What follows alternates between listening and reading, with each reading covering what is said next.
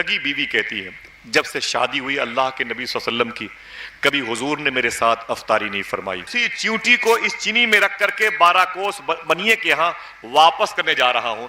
ڈر لگ رہا ہے کہیں چیونٹی کا گھر اجڑ گیا میرا بھی گھر نہ اجڑ جائے. ہائے ہائے. پر فاروق اعظم کہتے ہیں حضور وہ پاگل عورت ہے, پاگل ہے, پورے مدینے میں کوئی اس سے بات نہیں کرتا.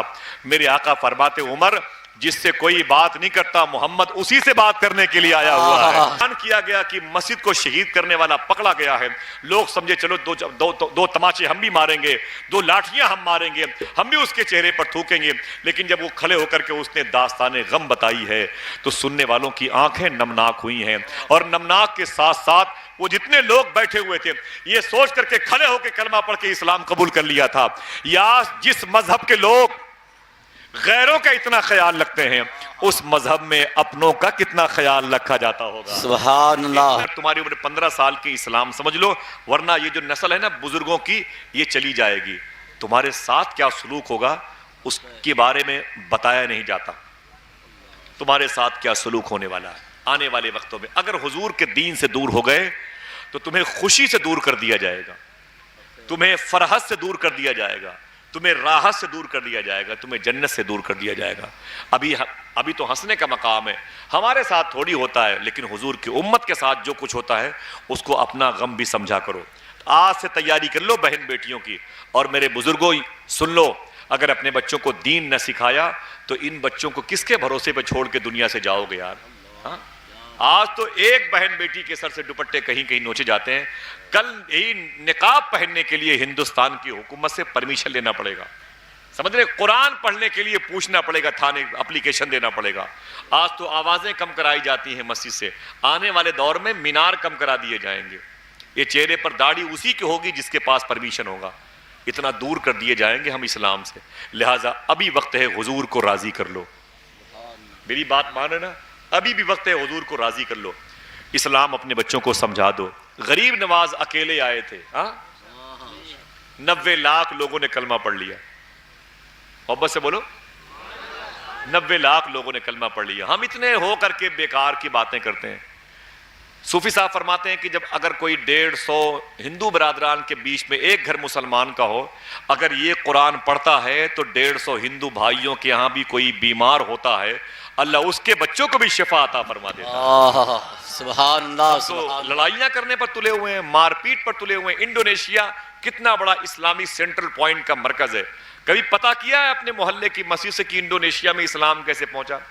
ہاں اگر وہ جو ہے لندن کے بہت بڑے اسٹیڈیم میں میچ ہوگا تو اس کے بارے میں ہم جمعہ کی نماز بھی چھوڑ دیں گے. پوچھا نہیں کہ انڈونیشیا میں اسلام کیسے پہنچا. میں بتاتا ہوں, اسلام خوشبودار مذہب ہے, اسے قسطنطنیہ کی دیوار بھی نہیں روک سکتی ہے. ہاں انڈونیشیا میں ایک مسلمان انڈونیشیا کے بارڈر پہ قید ہوا. وہی مسلمان جب قید ہوا تو انڈونیشیا کی جیل میں ڈالا گیا. 4 سال تک وہ مسلمان انڈونیشیا کی جیل میں تھا, اکیلا مسلمان, پہلا مسلمان. جب وہ 4 سال کے بعد جیل سے باہر نکلا تب تک وہ انڈونیشیا کی جیل میں 4000 قیدیوں کو کلمہ پڑھا چکا تھا. سبحان اللہ. نعرہ تکبیر, نعرہ رسالت, مذہب اسلام, نعرہ تکبیر, نعرہ رسالت. سب سے بہتر دین کون سا ہے؟ ہاتھوں کو اٹھا کے بتاؤ, سب سے بہتر دین کون سا ہے؟ اکیلے کھا لیتے ہو, پڑوس میں 2 لوگ ہیں ان کو پوچھتے بھی نہیں ہیں, بہت پیسے ہیں کیا کریں گے, شورائے کرام کو دیجیے. ہاتھوں کو اٹھا کے بتاؤ سب سے بہتر دین کون سا دین ہے؟ اونچی بولو, کون سا دین ہے؟ اسلام. مطلب کیا ہے بھائی, آپ کو پتا ہے پھر بھی اس کو فالو نہیں کرتے. ہاتھ نہ چھوڑو. ہاں آپ کے بغل میں کوئی ہندو لڑکی ہے, جوان ہے, ہاں اب تو چھپاتا پھرتا ہے مسلمان لڑکوں سے. پہلے کے دور میں معلوم ہے آپ کو, مسلمانوں کو لوگ دوسرے شہروں سے اپنے ذاتی پیسے سے بلا کے اپنے محلے میں بسایا کرتے تھے. ایک مسلمان میرے محلے میں آ گیا تو میرے محلے والوں کو کھانے کا ڈھنگ سیکھنے کو مل جائے گا. ہاں آج کیا تماشا بنا رکھا ہے بھائی, کیا مطلب ہے یار, پورا کاروبار چوپٹ کر دیا, حضور کی روح کو تکلیف پہنچا دی. کیا اسی لیے امام حسین قربان ہوئے تھے کہ میرے نانا کی امت تماشا دیکھے؟ 4 گھنٹے موبائل میں رہتے ہیں, کبھی حضور پر 4 مرتبہ درود بھی نہیں پڑھتے. نہ ماں پوچھنے والی ہے نہ بہن پوچھنے والی ہے, وہ کیا پوچھیں گی بہنیں؟ ماں باپ نے موبائل دے دیا. رات کے 12 بجے میرے باپ کبھی ان بچوں کے دروازے سے ٹہل کو تو دیکھ, اپنی بیٹی کے دروازہ چیک کر، اپنی بہو کے دروازہ چیک کر، اپنے بیٹے کے دروازہ چیک کر، رات میں 12 بجے 1 بجے ان کے کمرے سے گانے بجانے کی آواز آ رہی ہے. ہاں تو سوچتا نہیں کہ موبائل دے دیا، ان کے بارے میں نہیں، تجھ سے پوچھا جائے گا ان کے بارے میں میدان محشر میں. تو خاک جواب دے پائے گا. اس میں ہم بھی ہیں، پورا سسٹم بگاڑ کر کے رکھا ہے. اسی لیے قربانی دی گئی میدان کربلا میں امام حسین کے. ایک گھر کے اتنے لوگ شہید ہوئے تاکہ نانا کا دین بچ جائے. دین بچ گیا لیکن نانا کی امت بچنے کو تیار نہیں ہے. کتنی تکلیف حضور کو دیں گے. طائف والوں نے حضور کو بہت پریشان کیا. تم کیوں پریشان کرتے حضور کو؟ فرماتے ہیں صوفی صاحب قبلہ، ہاں بتائیں. کوفے میں لوگوں نے مولا کائنات کو شہید کیا ہے. فرماتے ہیں کہ تم مولا کائنات کی روح کو کیوں تکلیف پہنچاتے ہو؟ اپنا محاسبہ کرو، کچھ چھان بین کرو. ہاں میرے آقا صلی اللہ علیہ وسلم کی زندگی دیکھو. ایک انسان انڈونیشیا میں پہنچا تو باہر ہی باہر قائم کر دی. کیسے اسلام پہنچایا؟ غریب نواز نے خدمت سے پہنچایا. معلوم ہے آپ کو، پنجاب کے ہندو برادران کے لوگ غریب نواز کے ہاں آتے تھے ہر جمعرات کو خواجہ صاحب سے ملنے کے لیے. تو ان ہندو برادران کے لوگوں نے بیچ میں وہ گیپ کر دیے، نہیں آئے، ناغا کر دیے. تو پھر جب بعد میں آئے تو خواجہ صاحب نے بنایا کہ تم لوگ 2 جمعرات آئے نہیں. تو وہ لوگ کہتے ہیں کہ سرکار آنا چاہتے ہیں لیکن جمعرات کو آپ کے ہاں گوشت بنتا ہے، ماساہاری، اور ہم لوگ ہندو مذہب کے لوگ ہیں، گوشت نہیں کھاتے، گوشت سے پرہیز کرتے ہیں. غریب نواز نے کھانا پکانے والے باورچی کو بلایا، فرمایا ادھر آؤ، اب جمعرات کو جب تک میری زندگی ہے کبھی گوشت نہ پکانا. کہا کیوں؟ کہا میرے ان مہمانوں کو تکلیف ہوتی ہے. وہ جو پنجاب سے ہندو آئے تھے یہ سوچ کے واپس چلے گئے، یار غریب نواز تو غریب نواز ہے، بتائیے میرے لیے کہہ رہے ہیں کہ کھانا جمعرات کو گوشت نہ بنایا کرو. 2 مہینہ بھی نہیں گزرا، سارے پنجاب سے آنے والے کلمہ پڑھ کے اسلام قبول کر لیتے ہیں. سبحان اللہ. کون سا دین دیا آپ نے اپنے بیٹے صوفی حمید الدین شاہ ناگوری کو جو ان کے خلیفہ تھے، سرکار غریب نواز نے؟ معلوم ہے یہ کیسی خدمت کرتے تھے. لوگ ان سے اسلام کیسے سیکھتے تھے اسلم بھائی. یہ حمید الدین ناگوری ناگور شریف میں ابھی 1 ہفتہ پہلے ان کی مدار شریف قریب میں تھا، اور دیکھیں آپ 12 کوس دور ہے ناگور شریف کے بازار گئے چینی خریدنے کے لیے. کیا کرنے؟ آواز سب کی نہیں ہے. کیا کرنے؟ چینی خریدنے کے لیے. اور جب چینی خرید کے لائے، جھولا پلٹا اپنے گھر میں نا، جب جھولا پلٹا اپنے گھر میں تو پھر یوں اپنا ہاتھ کیا اور چینی لے کر کے پھر واپس جا رہے تھے. کسی مرید نے پوچھا حضور کہاں جا رہے ہیں؟ ان کے قریب کچھ ہندو برادران کے لوگ بھی تھے. بولے بابا کدھر جا رہے ہو؟ بولے وہ 12 کوس پر ایک بازار ہے، ایک بنیے کی دکان سے چینی لایا ہوں. اور پھر وہ چینی جب گھر میں پلٹا نا تو کیا دیکھا کہ ایک چونٹی بھی چلی آئی ہے. چینی کے جھولے میں ایک چونٹی بھی چلی آئی ہے. میں اسی چونٹی کو اس چینی میں رکھ کر کے 12 کوس بنیے کے ہاں واپس کرنے جا رہا ہوں. ڈر لگ رہا ہے کہیں چونٹی کا گھر اجڑ گیا میرا بھی گھر نہ اجڑ جائے. ہائے ہائے. لوگوں نے کہا بابا یہ کون سا دین ہے؟ کہا یہ وہی دین ہے جو میرے آقا غریب نواز اجمیر میں لے کے آئے تھے. تو لوگوں نے یہ کہہ کے کلمہ پڑھ لیا. جو اسلام چونٹیوں کو کا اتنا خیال رکھتا ہو وہ اسلام انسانوں کا کتنا خیال رکھتا ہوگا. ہائے ہائے ہائے. سب سے بہتر دین کون سا ہے؟ اونچی بولے کون سا ہے؟ اسے فالو کرنا چاہیے. آخر کون سی خوبی ہے اسلام میں؟ دنیا کے 60 سے زیادہ ملکوں پر حکومت کر رہا ہے. 60 سے زیادہ ملکوں پر حکومت کر رہا ہے. آج بھی دنیا میں لاکھوں لوگ ہیں جو روزانہ اسلام کی طرف حسرت کی نگاہ سے دیکھ رہے ہیں. کوئی صورت بن جائے تو ہم کلمہ پڑھ کے اسلام قبول کر لیں. میری بات سمجھ رہے نا؟ ہم کلمہ پڑھ کے اسلام قبول کر لیں. آئیے دیکھیں ہم بتاتے ہیں کہ اسلام کیسے بزرگوں نے پھیلایا. سنتے جائیں گے انشاءاللہ. یہ مالابار کی زمین ہے. مالابار کہاں پہ؟ یہ کیرلا کے پاس مالابار پور بندر کا علاقہ ہے. یہاں سے اسلام آج سے 1200-1300 سال پہلے مدینہ شریف سے اسلام یہاں آیا. کہاں سے آیا؟ ہاتھوں کو اٹھا کے بولو کہاں سے آیا؟ حضور کے شہر کے نام دونوں ہاتھوں کو اٹھا کے بولو زور سے. کہاں سے آیا؟ مدینہ شریف سے. حضور کے کچھ غلام آئے مالابار پور بندر کی زمین پر. جب وہاں پر آئے تو کیا لے کے آئے معلوم ہے؟ کپڑے لے کے آئے. کپڑے کا گٹھر لے کے آئے. بڑے بڑے گٹھر جمع کیے ہوئے تھے. تو یہاں کے ہندو برادران پہنچ گئے تو پورا سسٹم بھی ہندوستان کا بت پرستی والا تھا. ان لوگوں نے کہا آپ لوگ کہاں سے آ رہے ہیں؟ بولے ہم لوگ حجاز سے، حرم شریف سے، مکہ شریف سے، مدینہ پاک سے آ رہے ہیں. بولے اچھا کیا کرنے آئے ہو؟ تو حضور کے غلاموں نے کہا ہم لوگ کپڑا بیچنے کے لیے آئے ہوئے ہیں. کہا اچھا یہ بتاؤ کپڑے کی قیمت کیا ہے؟ تو سارے گٹھر میں سمپل کے طور پہ کپڑے باہر نکلے ہوئے تھے. تو حضور کے شہر سے آنے والے مسلمانوں نے کہا یہ سمپل کے طور پر جو کپڑے باہر ہیں یہی کپڑے اندر ہیں, ان کی قیمت 1 روپے میٹر ہے, یہ 2 روپے یا 3 روپے مثال کے طور پر. ایسی قیمتیں بڑھائیں. وہ ہندو برادران کے جو ہندو مذہب کے لوگ تھے ان لوگوں نے قیمتیں پوچھی. جب آگے بڑھے نا تو کیا دیکھا, ایک بڑا سا گٹھر تھا, اس میں مخمل کا کپڑا سمپل کے طور پہ لٹک رہا تھا. ہندو بھائیوں نے کہا کہ اے مسلمانوں یہ بتاؤ کہ اس کے اندر, بولے مخمل کا کپڑا ہے, بہت قیمتی ہے, بولے اس کی قیمت کیا ہے؟ تب حضور کے شہر سے آنے والے لوگوں نے کہا یہ سب سے سستا کپڑا ہے. کیا کہا؟ سنیں غور سے, کیا کہا؟ سب سے سستا کپڑا ہے. تو یہاں کے ہندو برادران نے کہا عجیب بات ہے یار, اسے سب سے مہنگا ہونا چاہیے. جسیم بھائی, اسے سب سے مہنگا ہونا چاہیے. آپ کہہ رہے ہیں یہ سب سے سستا کپڑا ہے. اب جتنے تازہ ذہن کے لوگ ہیں وہ اس جملے کو سنیں. حضور کے شہر سے آنے والے مسلمانوں نے کہا تھا بات یہ ہے کہ اس پورے گٹھر میں ایک بالشت کپڑا خراب ہے. کتنا؟ ایک بالشت کپڑا خراب ہے. اتنا سنا تو یہاں کے ہندوؤں نے ایک جملہ کہا جو آج بھی سونے کی قلم سے لکھا ہوا ہے. ہندوستان کے اس وقت کے ہندو برادران نے کہا عجیب بات ہے. کیا بولے؟ بولے ایک بالشت کپڑا خراب ہے.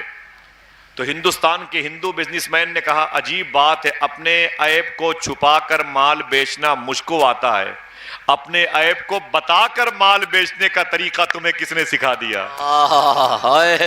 اتنا سنا تو ان لوگوں نے کہا مجھے یہ باتیں مدینے والے آقا نے بتائی ہیں. نعرہ تکبیر, نعرہ رسالت, اللہ فیضان مدینہ شریف, سبحان اللہ. مسلک اعلی حضرت, فیضان حضور صوفی ملت. مجھے یہ باتیں مدینے والے آقا نے بتائی ہیں. جہاں وہ سونے کی قلم سے وہ جملے لکھنے جا رہے تھے اس کے اوپر یہ جملہ لکھ اٹھا. ان لوگوں نے کہا یہ بتاؤ ان میں مدینے والے آقا کون ہیں؟ وہ رونے لگے, بولے میرے آقا تو مدینہ شریف میں. بولے وہ کیوں نہیں آئے کپڑا بیچنے کے لیے؟ تو ان کی آنکھ سے آنسو نکلے. بولے کیسی باتیں کرتے ہو, وہ تو مدینہ شریف میں انتقال کر گئے, ان کی ڈیتھ مبارک ہو چکی ہے, ان کا دیہانت ہو چکا ہے, وہ مدینہ شریف میں مٹی کی چادر اوڑھ کر کے آرام کر رہے ہیں. تب ہندوستان کے ہندو بھائیوں نے کہا عجیب بات ہے یار, تم ایک ایسے شخص کی باتوں کو مانتے ہو جو دنیا سے انتقال کر گیا, چلا گیا ہے. تو حضور کے غلاموں نے کہا ہاں اس کی باتیں مانتا ہوں, وہ دنیا سے چلا گیا ہے. تم کیا سمجھتے ہو؟ بولے یار جب وہ چلے گئے ہیں دنیا سے تو ان کا قانون بھی چلا گیا ہے, تم فراڈ کیوں نہیں کرتے, دھوکہ کیوں نہیں دیتے؟ تب حضور کے شہر سے آنے والے حضور کے غلاموں نے کہا وہ دنیا سے چلے گئے ہیں لیکن آج بھی دنیا کو ویسے ہی دیکھتے ہیں جیسے لوگ اپنی ہتھیلی کو دیکھا کرتے ہیں. اتنا سنا تو معلوم ہے کیا ہوا؟ معلوم ہے کیا ہوا؟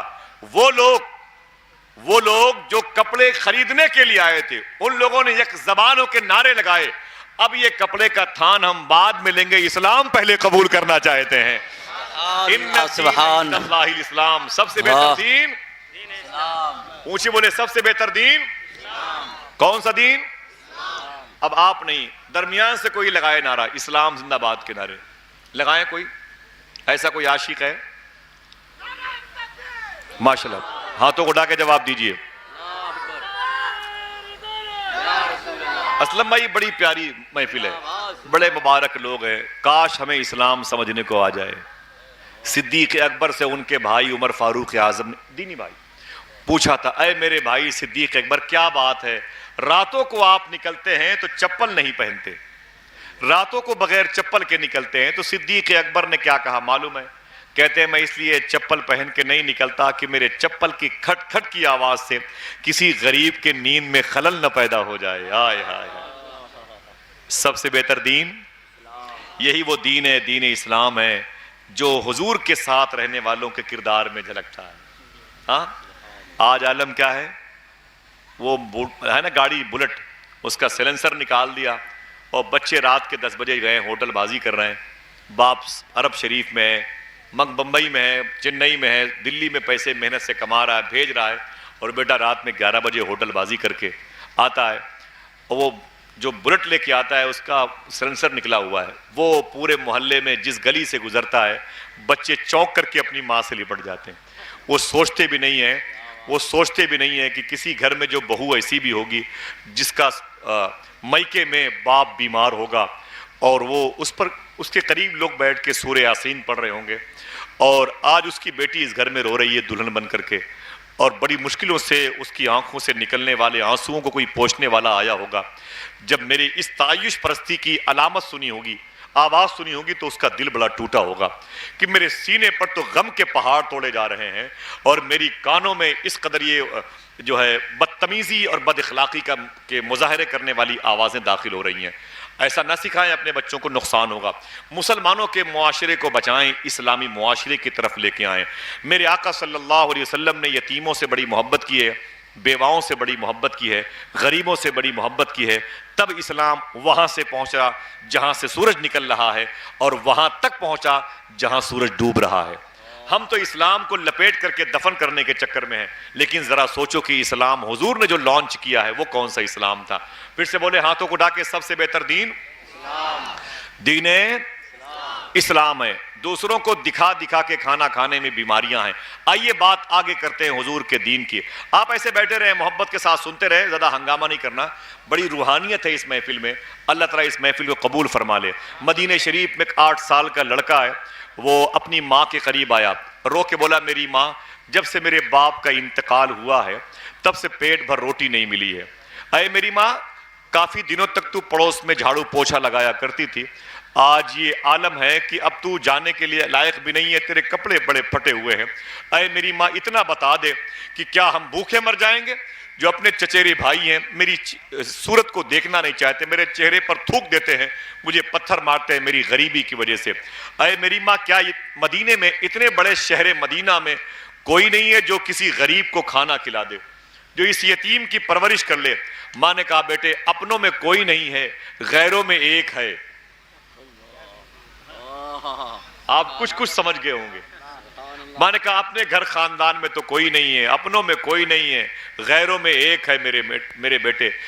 جس یتیم کو کوئی سہارے کے طور پر نظر نہیں آتا، اس یتیم کا وہ بھی سہارا ہے۔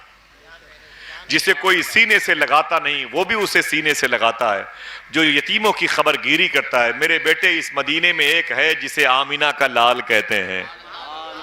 زور سے بولو، تمہارے نبی کی مات ہے، سبحان اللہ، جسے آمینہ کا لال کہتے ہیں۔ بچے نے کہا ماں، اگر ایسی بات ہے تو سمپل کے طور پر کوئی بات بتاؤ تاکہ مجھے یقین پڑے کہ وہ یتیموں سے محبت کرتے ہیں۔ میرے دوستو، سکون اسی وقت ملے گا جب حضور کے کردار سے اپنے آپ کو جوڑو گے، ورنہ ایول کھا کے، کمپوز کھا کے، سگریٹ پی کر کے، موسا گل اور کوک سیرپ پی کر کے سکون کی نیند نہیں لے سکتے۔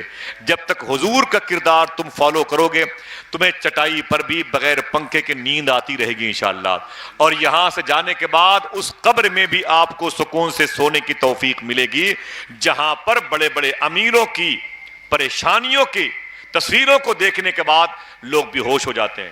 میری بات سمجھ گئے؟ سنیں اسلام کسے کہتے ہیں۔ اور آگے کرسی لے آئے، کرسی آگے لے آئے، مجھے یہ راستہ بند کر دیں، جو پیچھے بیٹھے وہ بھی آگے آ جائیں، ذرا سا کرسی لے کے رکھے آگے۔ بہت بہت شکریہ، آگے آتے جائیں ماشاءاللہ۔ بڑی مبارک محفل ہے مجیب بھائی، اللہ قبول فرما لے۔ ذرا ہاتھوں کو اٹھا کے بولے سب سے بہتر دین، اسے یاد کیجئے گا، بڑی پیاری بات ہے۔ حضور صلی اللہ علیہ وسلم کے شہر کا معاملہ ہے۔ وہ لڑکا کہتا ہے کہ میری ماں، یہ محمد کون ہے جن کا پتہ تو بتا رہی ہے؟ کہہ دو صلی اللہ علیہ وسلم۔ ماں نے کہا بیٹے یتیموں سے محبت کرتے ہیں۔ بیٹے نے کہا امی، سیمپل کے طور پر کوئی بات تو بتا دو ان کے بارے میں۔ بتا دوں میں؟ ہاتھوں کو اٹھا کے بتاؤ، بتا دوں؟ اسے یاد رکھنا، بتانا اپنی بہن بیٹیوں کو انشاءاللہ۔ ہاں، میری ماں بہنیں بیٹھی ہوئی ہیں، وہ عورت کہتی ہے میرے بیٹے ان کی سمپل کے طور پر ایک بات سن لے۔ ایک مرتبہ اپنے غلاموں کے ساتھ یہ بیٹھے ہوئے تھے اور اچانک ایک عورت آ گئی، اس نے دروازے کے سامنے سے اس نے کہا محمد، اے مسلمانوں کے نبی، میرے سامنے آ جاؤ۔ حضور صلی اللہ علیہ وسلم اٹھے اور اس عورت کے پاس جا کے کھڑے ہو گئے۔ دوپہر کا وقت تھا، میرے آقا صلی اللہ علیہ وسلم کچھ اس کی باتوں کو سن رہے ہیں اور دھوپ میں کھڑے ہیں۔ دھوپ بڑی تیز تھی مدینہ شریف کی۔ عورت بہت دیر تک حضور کو دھوپ میں کھڑا کر کے کچھ کہتی رہی۔ ادھر صحابہ حضور کے غلام پریشان ہو گئے، اس لیے کہ جس عورت نے حضور کو بلایا تھا وہ پاگل تھی، وہ پاگل تھی۔ اسلام دیکھیں آپ، حضور نے کون سا اسلام دیا، وہ پاگل تھی۔ بہت دیر تک اس نے حضور کو دھوپ میں کھڑا کر کے رکھا۔ اس کے بعد کہتی ہے کہ مسلمانوں کے نبی جاؤ اپنے غلاموں کے پاس۔ جب میرے آقا صلی اللہ علیہ وسلم تشریف لائے نا تو عمر فاروق اعظم کھڑے ہو گئے، بولے آقا معافی چاہتا ہوں، اتنی دیر تک آپ دھوپ میں کھڑے تھے، سرکار آپ دھوپ میں کھڑے تھے, اس عورت کے بلانے پر آپ چلے گئے تھے, سرکار وہ پاگل ہے, پاگل, وہ پاگل, اس کا دماغ خراب ہے, پورے مدینے میں اس سے کوئی بات نہیں کرتا. اب حضور کا جواب سن کے کسی کے ہاتھ نیچے نہ ہو, ہاتھوں کو اٹھا کے بولیے گا سبحان اللہ. ہاں, یہ کون سا دین تھا جو حضور لے کے آئے تھے؟ عمر فاروق اعظم کہتے ہیں حضور وہ پاگل عورت ہے, پاگل ہے, پورے مدینے میں کوئی اس سے بات نہیں کرتا. میرے آقا فرماتے عمر جس سے کوئی بات نہیں کرتا محمد اسی سے بات کرنے کے لیے آیا ہوا ہے. سبحان اللہ, سبحان اللہ. نبیوں میں رحمت لقب پانے والا, مرادیں غریبوں کی برلانے والا, اتر کر حرا سے سوئے قوم آیا اور ایک نسخہ کیمیا ساتھ لایا. سب سے بہتر دین, سب کے ہاتھ اٹھے ہوئے ہیں, سب سے بہتر دین. سنو کیوں کیوں کیوں میرے بھائی, وجہ حضور کا کردار ہے, وجہ حضور کی سیرت ہے. پڑھ تو کبھی صحیح میرے بھائی. بچہ کہتا ہے میری ماں, اچھا وہ بڑی محبت کرتے ہیں تو مجھے ان کا پتہ بتا, میں ان سے مل کے آتا ہوں. کہہ دو سبحان اللہ. ماں نے کہا بیٹے تو جائے گا, وہ تجھ سے ملیں گے, لیکن میں نے ان کے بارے میں سنا ہے وہ اسی کو کھانا پینا دیتے ہیں جو ان کا کلمہ پڑھتا ہے. بچے نے کہا اے میری ماں اگر وہ یہ شرط لگاتے ہیں کھانا دینے سے پہلے تو مجھے قبول نہیں ہے, میں اپنا دھرم نہیں بدلوں گا. ہاں ان کا پتہ بتا تو صحیح, میں ان کو دیکھ لوں, ان سے مل لوں. وہ بچہ اپنے گھر سے نکلا, حضور کے پاس جا رہا, ابھی قافلہ جانے والا ہے مدینہ. محبت سے کہہ دو سبحان اللہ. مدینے جانے والوں جاؤ جاؤ فی امان اللہ, کبھی میرا بھی تو لگ جائے گا بستر مدینے میں انشاءاللہ. بولو کبھی جائے, تڑپا کرو, حضور کی محبت میں رویا کرو. میری ماں میری بہنوں کبھی حضور کا نام لیا کرو, درود پڑھا کرو. دوستو ہاتھ جوڑتا ہوں, وہ پاکستان سے ایک حاجی صاحب اسٹیمر پر بیٹھ کے مدینے جا رہے تھے, اور جیسے کچھ لمحہ گزرا اسٹیمر کا ساحل سمندر سے لہروں پہ دوڑنا نا, وہ حاجی صاحب اپنی سیٹ سے اٹھے اور کیپٹن کے پاس گئے. بولے کیپٹن صاحب, بولے کیا بات ہے؟ بولے مدینہ کب آئے گا. کیا کہا؟ سب بولے بھائی, سب بولے کیا کہا؟ اچھا حضور کے شہر کا نام کتنا پیارا ہے کہ نہیں؟ خدا کی قسم نام کتنا پیارا ہے, ذرا محبت سے کہہ دو سبحان اللہ. جو لب پر مدینہ مدینہ رہے گا, سلامت بھنور سے سفینہ رہے گا, اسی کو بلائیں گے آقا مدینہ جو بے چین 12 مہینہ رہے گا. اللہ اللہ. وہ اسٹیمر بیٹھا تھا, اس نے کہا کیپٹن صاحب مدینہ کب آئے گا؟ تو کیپٹن نے کہا کہ 17 دن لگیں گے. کتنے؟ اب وہ کیپٹن رونے لگا. کیپٹن کے کہنے پر وہ حاجی رونے لگا, رات بھر اپنی سیٹ پر بیٹھا ہوا روتا رہا. صبح ہوئی تو پھر کیپٹن کے پاس, کیپٹن صاحب. اس نے کہا کیا بات ہے؟ بولا مدینہ کب آئے گا. کیا بولا؟ مدینہ کب آئے گا. کیپٹن نے کہا میں نے کل تو بتا دیا ہے کہ 17 دن لگے گا, آج کہہ رہا ہوں 16 دن لگے گا. پھر رونے لگا, اپنی سیٹ پر بیٹھا. پھر 4-5 گھنٹے کے بعد کیپٹن صاحب. بولے کیا بات ہے؟ بولے مدینہ کب آئے گا.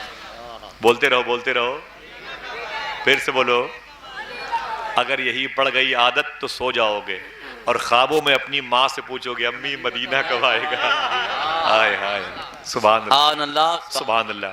ممبئی آپ کا باپ آپ کو لے کے جائے گا, آپ بولے گے یہ کیا ہے؟ بولے ابو ممبئی آ گیا. تو پوچھو گے ممبئی تو آ گیا, مدینہ کب آئے گا. ہائے ہائے سبحان اللہ. کباب آہو میں بھی نہ پایا مزہ جو دل کے کباب میں. حضور کی محبت بھی محبت ہے, بڑی عظیم شان ہے میرے آقا صلی اللہ علیہ وسلم. کبھی عشق رسول کے حوالے سے گفتگو ہوگی انشاءاللہ. آج میں چاہتا ہوں کہ تھوڑا سا بچوں کو اسلام سمجھ میں آ جائے, ورنہ حالات بڑے خراب ہیں. آپ یقین کریں, میں ابھی 5-6 دن پہلے لکھنؤ سے فلائٹ لے کے, قاری صاحب خدا کی قسم صحیح بات ہے, مجھے تکلیف کبھی نہیں ہوئی. میں جا رہا تھا احمد آباد شریف جا رہا تھا, اور جیسے میں فلائٹ میں چڑھ رہا تھا نا, ایک آدمی اتنی بدتمیزی کر رہا تھا میرے ساتھ, پوری زندگی ہو گئی میں اتنا برداشت کیا میں نے. وہ اللہ اس کے رسول کے بارے میں اس قدر برا بھلا کہہ رہا تھا. میں نے اسے پیچھے مڑ کے دیکھا, فلائٹ میں بالکل اندر میں اپنی سیٹ پر بیٹھ رہا تھا, وہ میرے پیچھے پڑ گیا تھا. صوفی صاحب کی ایک تعلیم یاد آئی, جب ایسی جگہوں پر لوگ اللہ اس کے رسول کی برائی کرے نا, تو سوچنا کہ یہ پاگل لوگ ہیں, بیمار لوگ ہیں, ان کی عقلوں پر پردے پڑے ہوئے ہیں. تم دعا کرنا اے اللہ اگر تو چاہے تو اس کو بھی دین عطا فرما دے, اگر تو چاہے تو ان کو بھی دین دے دے. ہے کہ نہیں ہے؟ اللہ چاہے تو دین دے سکتا ہے. میں صبر کرتا ہوں. حالات اتنے خراب ہیں, جو 10-15 سال کے بچے ہیں, یہ جب 30 سال کے بعد جوان ہوں گے تب ان کے ساتھ کیا سلوک ہوگا. ان پر شراب کی بوتلیں پھینکی جائیں گی. آپ ہیں کہاں پر؟ ساری تیاریاں مکمل ہو گئیں, قرآن چھین چھین کر کے جلایا جائے گا. آنے والے وقتوں میں اللہ معاف فرمائے, وہ دن نہ لائے, آمین کہہ دیں. اسلام سکھاؤ اپنے بچوں کو. اس لیے میں نے اسلم بھائی، عبدالجبار بھائی، اسی ٹاپک پر تھوڑی سی بات کی ہے. بچوں کو دین سمجھ میں آئے. یہ محبت نہیں کرتے یار. ہوٹل میں بیٹھے ہیں تو کسی غریب کو چائے نہیں پلاتے. رکشے میں بیٹھ کے اپنے گھر آ گئے تو اس نے کہا کہ 15 روپے ہوتے ہیں، تو یہ کہتا ہے ابے 10 روپے پکڑ لیں سارے کے تیرے کو ماروں گا. رکشے والوں سے بولتا ہے مسلمانوں کا بچہ. ہاں، اسے چاہیے تھا کہ اسے 15 کی جگہ 20 دیتا اور کہتا کہ میرے ساتھ چائے پی کے جائیے گا. ہاں، وہ جب 20 روپے اس کے ہاتھ میں آتے نا، وہ تمہیں نہیں پہچانتا، تمہارے نبی کو جانتا ہے. اپنی جا کے بیٹیوں سے کہتا ایک مسلمان ملا تھا، اپنی طرف سے 5 روپے بڑھا کے دیا ہے. ہاں، تمہارا دین پہنچ جائے گا اس کے گھر. میرے بھائی ذرا کچھ تو عقل سے کام لے. 5 روپے کا گٹکا کھا کے 3 منٹ میں تھوک دے گا زمین پر. زمین گندی ہوگی، زبان گندی ہوگی، دل گندا ہوگا، پیٹ گندا ہوگا، بیماریاں پیدا ہو جائیں گی. ہاں، اور 10 روپے ایکسٹرا کسی غریب کو دے دیا، چائے پلا دیا اپنے پیسے کا، تیری بیماریاں دور ہو جائیں گی، حضور کا دین اس کے گھر تک پہنچ جائے گا. میری بات سمجھ گئے نا؟ دین کسے کہتے ہیں سمجھو. وہ بچہ حضور کے بارگاہ میں آیا. میرے آقا صلی اللہ علیہ وسلم تشریف فرماتے. بات مدینہ شریف جانے والے کی ہے. وہ مدینے والے کی بارگاہ میں آیا تو وہ حاجی صاحب جو اسٹیمر پہ تھے نا، انہوں نے کیا کہا معلوم ہے؟ آئے اپنی سیٹ پر، پھر گئے. بولے حاجی صاحب نے کہا کہ کیپٹن صاحب مدینہ کب آئے گا؟ کیا کہا؟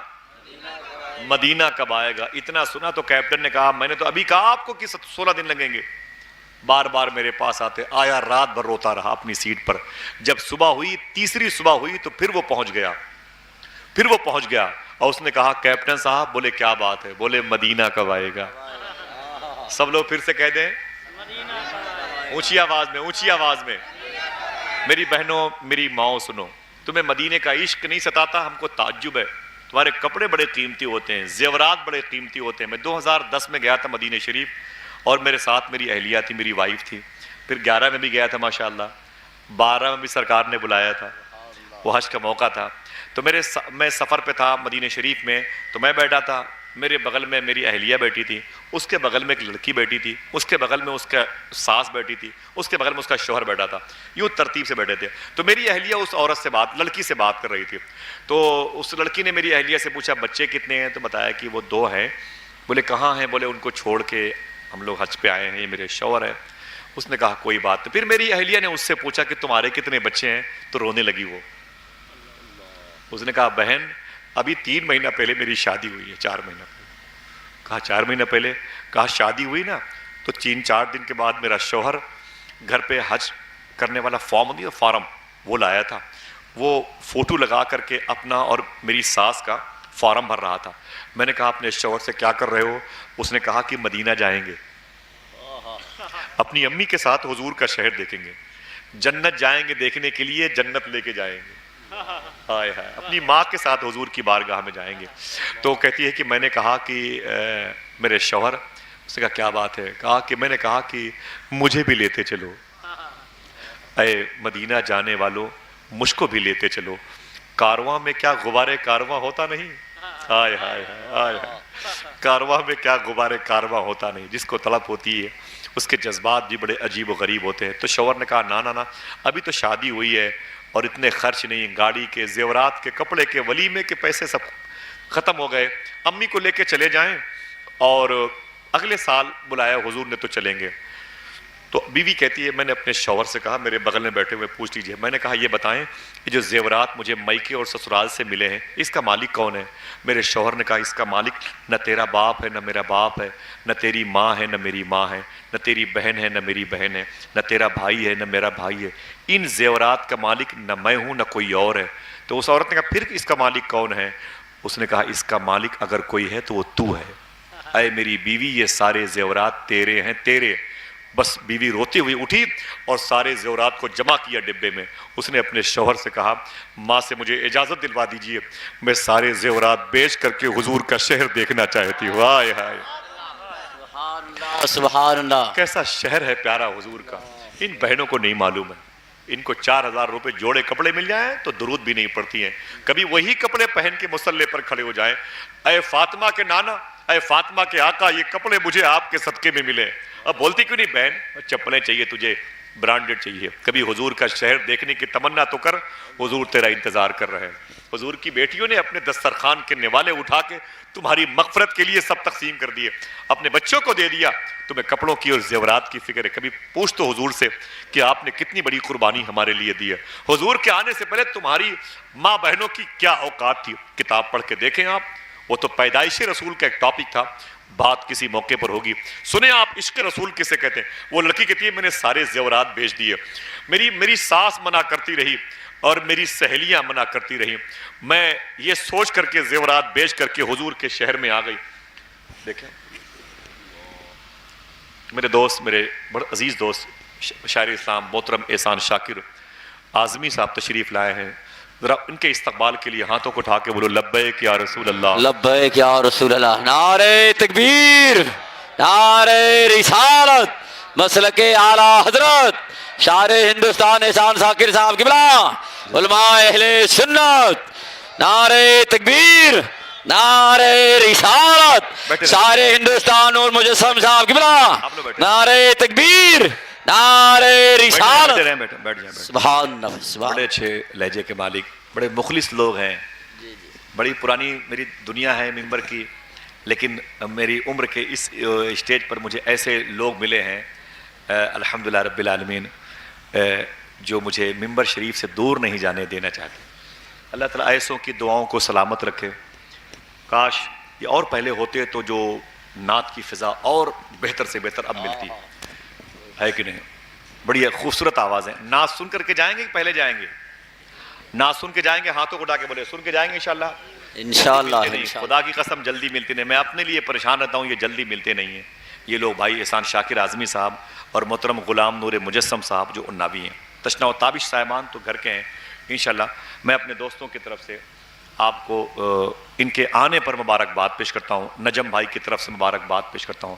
بات چل رہی ہے مدینہ شریف کی.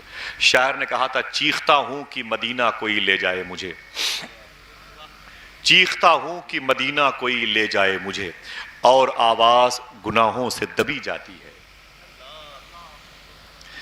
اور آواز گناہوں سے دبی جاتی ہے, اور آواز گناہوں سے دبی جاتی ہے.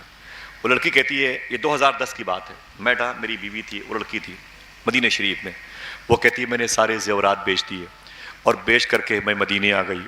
پھر رو کے بولی بہن میں نے جب گنبد خضرا کو دیکھا نا, میں راستے میں سوچ رہی تھی مجھے زیورات نہیں بیچنے چاہیے. میرا نفس کہتا تھا مجھے زیورات نہیں بیچنا چاہیے, مالی پوزیشن اچھی ہوگی تو مدینے جائیں گے. لیکن جب سے میں نے حضور کا شہر دیکھا ہے, حضور کا دربار دیکھا ہے, حضور کی مسجد دیکھی ہے, حضور کا روضہ دیکھا ہے, مجھے لگ رہا ہے کہ بہت بہت اگر میں اس دربار میں زیورات کے چکر میں نہ آتی تو گھاٹے کا سودا کرتی. مجھے ایسا محسوس ہوا اگر اپنی جان بھی دینی پڑے تو حضور کے شہر کو دیکھنے کے عوض میں دے دینی چاہیے. زمین پر وہ شہر ہے جسے عرش اعظم پہ ہونا چاہیے تھا. زمین پر ویسا شہر ہے جس کی بنیاد محبت پہ رکھی گئی ہے, جس شہر میں درخت فرشتے کی جو فرشتے ہیں وہ مدینے میں درختوں کی صورت میں رہتے ہیں. صوفیہ کہتے ہیں, یہی میرے امام نے بھی کہا, اعلیٰ حضرت نے بھی کہا. یہ بات صوفی سلطان میں نے تقریباً 5-7 سال پہلے کہی تھی کہ فرشتے مدینے میں درختوں کی صورت میں رہتے ہیں. اور یہی بات آزادی سے پہلے سید اطہر ہاپوڑوی کی موجودگی میں جب انہوں نے ایک شعر کہا تھا کہ یوں کب ہیں درخت حضرت والا کے سامنے, مجنو کھڑے ہیں خیمہ لیلا کے سامنے.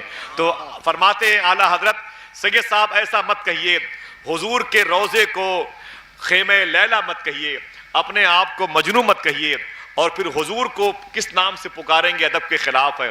تو فرمایا کہ حضور پھر کیا کریں, تو کہتے ہیں اعلیٰ حضرت اگر کہنا ہے تو یہ کہہ دو کب ہیں درخت حضرت والا کے سامنے, قدسی کھڑے ہیں, قدسی کھڑے ہیں عرش معلیٰ کے سامنے. قدسی کہا حضور نے. اس آنگن میں جو کھجور کے پیڑ تھے ان کی طرف اشارہ فرمایا تھا. یہ مدینہ ہے مدینہ. وہ کہتا ہے میں تڑپا. تیسرے دن صبح کو وہ حاجی آیا, اس نے کہا کیپٹن صاحب. بولے کیا بات ہے؟ بولے مدینہ کب آئے گا؟ بولو, ہاتھوں کو اٹھا کے بولو مدینہ کب آئے گا. تو کیپٹن نے کہا حاجی صاحب کوئی تکلیف؟ بولے وہ تکلیف تو میرا دل ہی جانتا ہے, مدینہ کب آئے گا؟ تو حاجی صاحب سے کیپٹن نے کہا پرسوں 17 دن لگنے والے تھے, کل 16 دن, آج 15 دن. تو حاجی صاحب نے کہا اور جلدی نہیں آ سکتا؟ تو کیپٹن نے کہا نہیں آ سکتا. کہا اگر کوشش کرو اسپیڈ بڑھا دو تو کیپٹن نے کہا بہت اسپیڈ بڑھے گی تب بھی تقریباً 14 دن لگیں گے مدینے کو آنے میں. اتنا کہا تو حاجی چیخ پڑا. اس نے کہا خدا کی قسم تو نے صحیح کہا تو نے. محنت کرو گے تو مدینہ شریف 14 دن میں آئے گا. تیرے چاہنے سے مدینہ نہیں آ سکتا، لیکن اگر مدینے والا چاہے تو ابھی مدینہ آ سکتا ہے. روایتوں میں لکھا ہوا ہے سامنے حجاز کی مسجد کے مینارے نظر آ رہے تھے. اللہ اللہ اللہ اللہ. اگر اس قسم کی طلب ہوتی ہے تو ادھر سے کرم ہو جایا کرتا ہے. سمجھے بھائی؟ ادھر سے کرم ہو جایا کرتا ہے. اگر یہ جذبہ عشق جوانی کی دہلیز پر عنفوان شباب کے محراب حرم کے نیچے ہو تو نماز عشق ادا ہو جاتی ہے. سمجھ رہے ہیں آپ؟ ایسے ایسے عاشق بھی زمین پر گزرے ہیں جو جہاں سے آواز دیتے ہیں حضور کے شہر سے اس کی آواز کے جواب میں آوازیں آیا کرتی تھی. وہ طلب کہاں گئی ہمارے اندر؟ وہ جذبہ کہاں گیا ہمارے اندر؟ نہ ہم اسلام کو سمجھ پائیں نہ حضور کے کردار کو سمجھ پائے ہیں. کس کو بتائیں ہم حضور کے بارے میں؟ کس سے پوچھیں ہم حضور کا عشق کیسا تھا؟ محلے کی مسجد کے امام کو کبھی 10 روپے بھی نہ دیا کہ آپ مجھے بتائیں کہ حضور کا چہرہ کیسا تھا، آپ مجھے بتائیں کہ حضور نے غریبوں سے کیسے پیار کیا تھا. کبھی کسی سے کوئی بات نہیں کی. حضور صلی اللہ علیہ وسلم کے کردار کی بات چلتی ہے. میں نے اس لیے بات کی کہ بچوں کو ذرا سا اسلام سمجھ میں آ جائے. نور بھائی اور احسان بھائی، صرف اس لیے میں نے چاہا تھوڑا سا اسلام ان بچوں کے سمجھ میں آ جائے. ہندو مسلم فساد نے پریشان کر رکھا ہے. جدھر جائیں آپ پریشانیاں ہیں، جدھر جائیں پریشانیاں. فلائٹ کا سفر بھی محفوظ نہیں ہے. اس کی تازہ مثال میں نے آپ کو دی. ابھی جب یہ حالت ہے تو 20-25 سال کے بعد کیا ہوگا؟ ہم لوگوں کی تو گزر گئی ہے، اولادوں کا کیا ہوگا؟ ابھی سے اسلام سمجھ لو. سمجھے؟ خدمت کرنے کا نام اسلام ہے. سمجھ گئے نا بھائی؟ خدمت کرنے کا نام اسلام ہے. کیسی خدمت؟ پوچھو غریب نواز سے. ان کے پاس اجمیر کے لوگ آئے، بولے سرکار وہ قطب الدین، بولے میرے مرید ہیں. بولے التمش، بولے ان کا مرید ہے.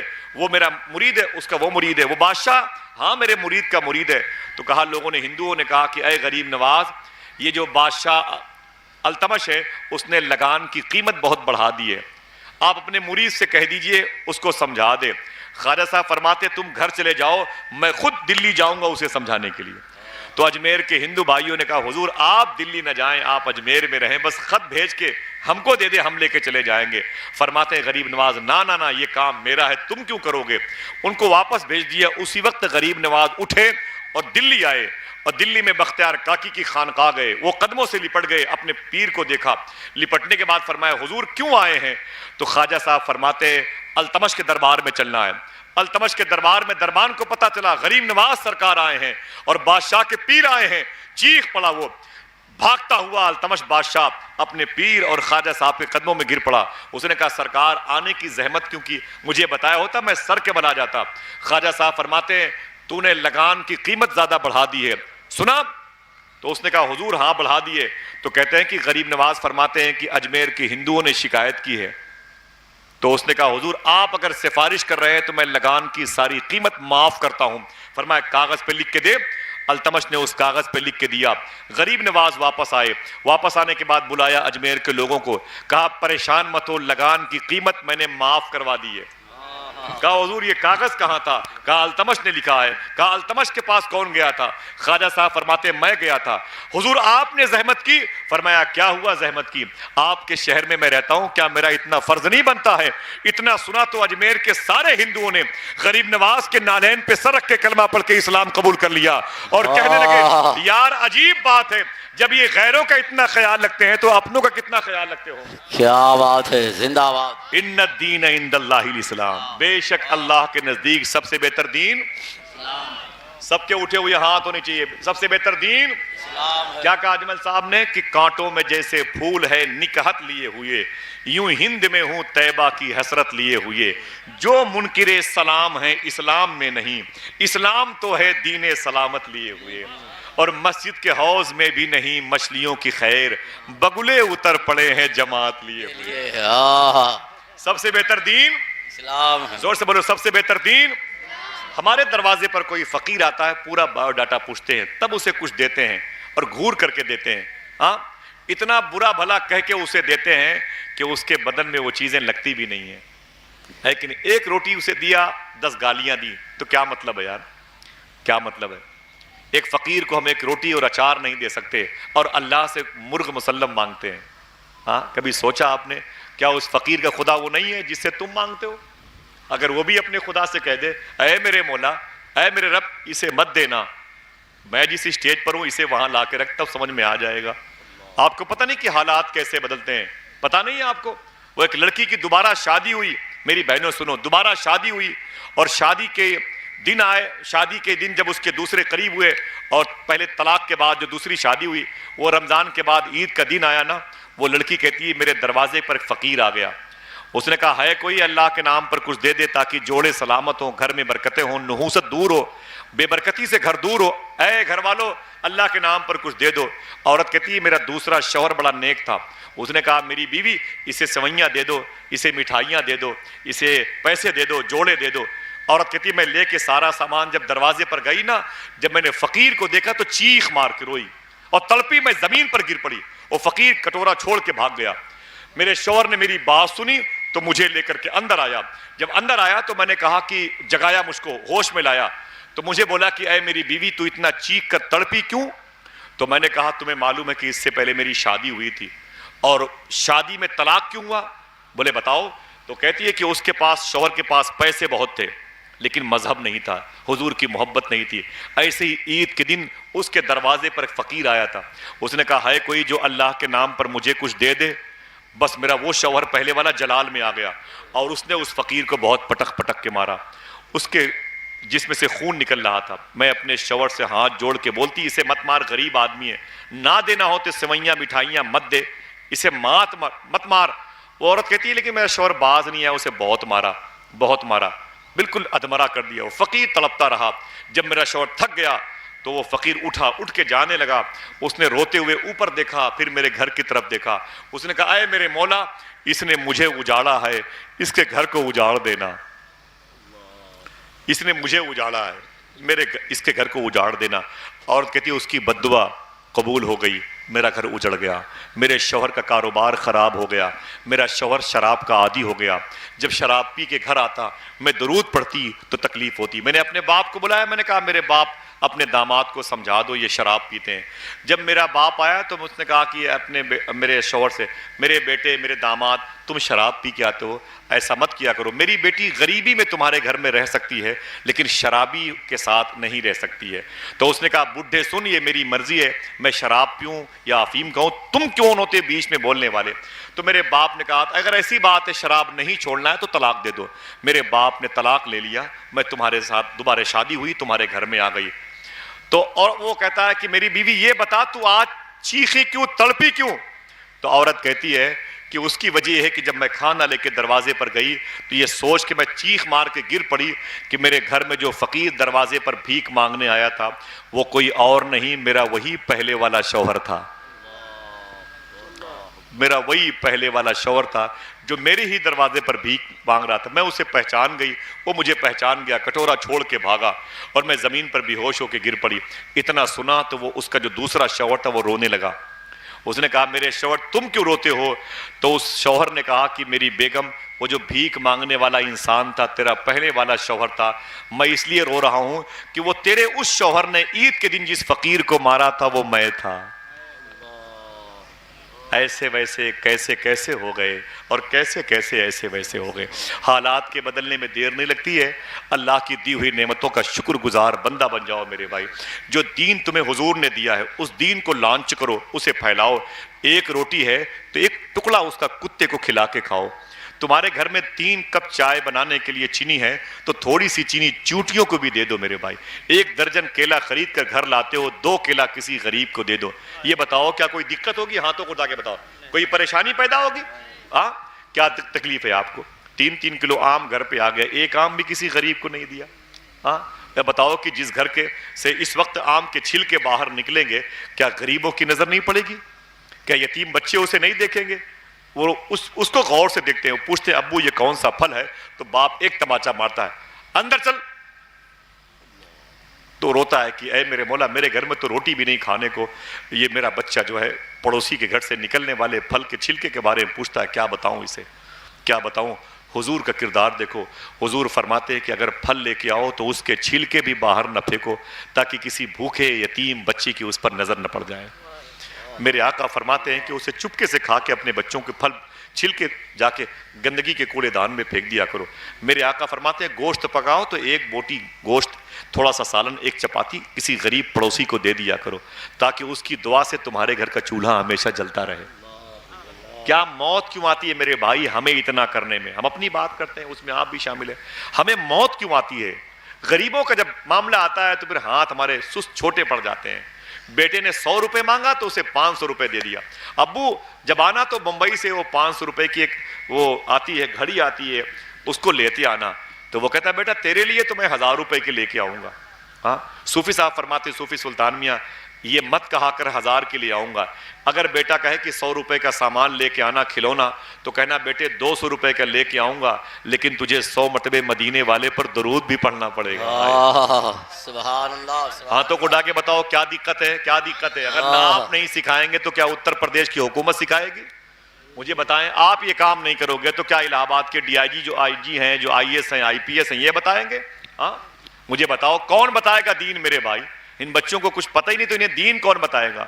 انہیں کون سکھائے گا؟ نہ بیٹے کسی غریب کو کھلا کے کھائے گا نا تو تجھے بیماری نہیں ہوگی انشاءاللہ. بولے بولے بولے، تجھے بیماری نہیں ہوگی انشاءاللہ. آپ کو معلوم ہونا چاہیے ابراہیم بن ادم تھے. ابراہیم بن ادم، میں کتاب پڑھ رہا تھا جمال اولیاء.